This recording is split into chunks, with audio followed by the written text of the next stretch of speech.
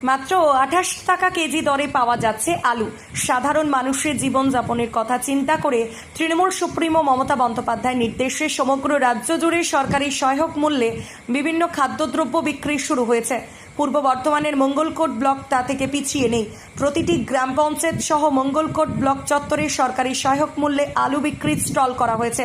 এদিন বিভিন্ন স্টলগুলিতে আলুর পরিমাণ ও গুণগত মান দেখার জন্য পরিদর্শনে এলেন মঙ্গলকোট ব্লক সমষ্টি উন্নয়ন আধিকারিক অনমিত্র সোম ও মঙ্গলকোট থানার আই মধুসূদন ঘোষ।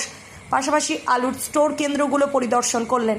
সঙ্গে ছিলেন মঙ্গলকোট পঞ্চায়েত সমিতির সভাপতি শান্তনা গোস্বামী, মঙ্গলকোট জেপিও দিব্যেন্দু দত্ত সহ অন্যান্যরা। 30 টাকা থেকে 36 টাকা কিলো দরে বাজারে আলু বিক্রি হলো। এদিন সহায়ক মূল্য কেন্দ্র থেকে 28 টাকা কিলো দরে আলু বিক্রি করা হয়।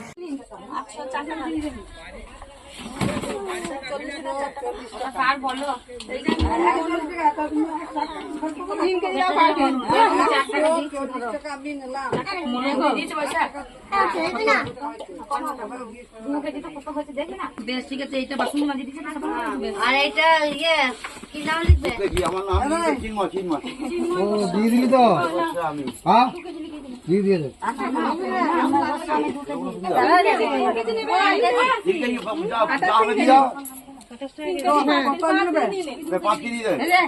তিন কেজি করে চা দেবে? হ্যাঁ 3 কেজি করে মাপ।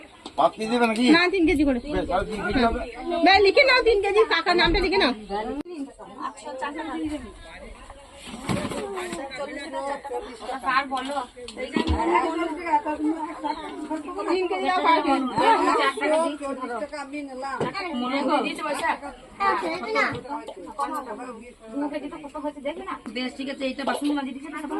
আর এটা ইয়ে কি নাম লিখবে?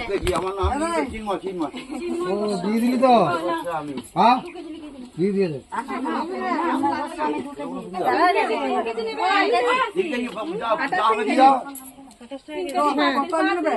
পাঁচ কেজি দেবে? 3 কেজি করে চা দেবে?